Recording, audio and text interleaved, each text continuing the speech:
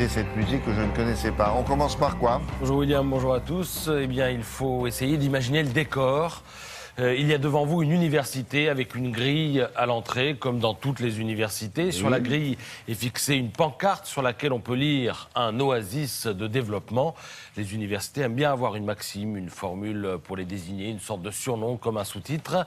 Voilà, vous imaginez l'université, la pancarte, la grille et juste derrière une bande jaune portant l'inscription « Scène de crime ». C'est ainsi que Christophe Chatelot, l'envoyé spécial du Monde, nous décrit les lieux à Garissa au Kenya où 148 étudiants pris dans leur sommeil ont été froidement exécutés sur le campus par un commando de djihadistes. Il faut lire ce reportage du Monde. Il nous décrit la foi solidement chevillée au corps de l'évêque de cette ville du nord-ouest du Kenya, Garissa donc, qui tente de parler de renaissance pour le pays parce que c'est Pâques et qu'il le faut bien, sauf que le contexte est à tout sauf à la renaissance.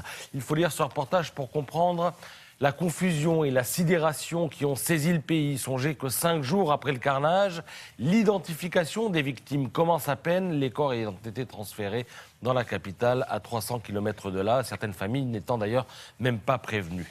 Oui, il faut lire ce reportage pour tenter de se faire une idée des carences supposées ou réelles de l'État. Il semble bien que policiers et militaires soient arrivés très en retard, beaucoup trop en retard sur le campus. Les assaillants ont eu près de 12 heures, oui, pour accomplir leur funeste entreprise de tri et cibler les chrétiens.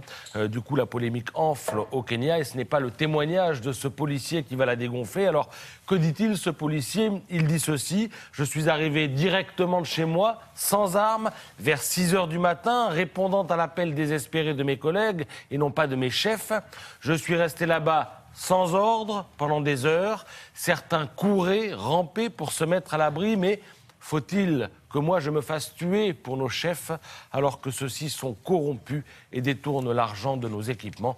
Voilà ce qu'il dit, ce policier, tout en montrant à Christophe Chatelot, le journaliste du Monde, une paire de chaussures éventrées. Évidemment, c'est sa paire de chaussures.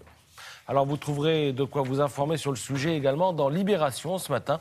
Libération qui s'intéresse plus particulièrement au chef du commando. Il a été identifié, il s'appelle Mohamed Abdirahim Abdoulali, il a 24 ans. Il a été tué pendant l'assaut et lorsqu'on a relevé son cadavre, il portait une chemise à rayures. Mais depuis 2 jours, c'est une autre photo de lui qui circule sur les réseaux sociaux. La photo d'un jeune homme chic et souriant, en costume ajusté, chemise blanche, immaculée. Plusieurs témoignages sur la personnalité de ce jeune homme. Un étudiant, nous dit-on, obéissant, juriste en devenir, brillant, garçon au raisonnement rationnel, etc., etc. Son père avait signalé sa disparition en 2013, car il soupçonnait sa radicalisation. Le père et le fils s'étaient parlé à 2 ou 3 reprises par téléphone récemment, mais impossible à chaque fois pour le père d'identifier le numéro d'appel du fils.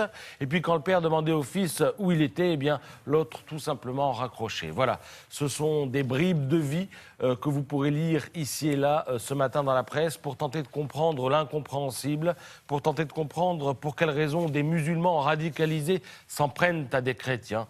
Pourquoi des gens en apparence éduqués veulent en tuer d'autres? C'est à lire principalement dans Libération et dans Le Monde ce matin. Alors ça me fait penser qu'il y a le concert des prêtres au bénéfice des au chrétiens. bénéfice des chrétiens d'Orient. Alors là, on n'est pas en Orient, mais il s'agit effectivement de chrétiens. C'est le 14, hein? Le concert aura lieu et l'affiche, on pourra la voir dans le métro. Juin, d'accord, on aura le temps d'en reparler d'ici là. Oui, je disais que le concert aura lieu et l'affiche, on pourra la voir telle qu'elle était prévue dans le métro. Justement, ça me paraissait tout à fait d'actualité cette affaire.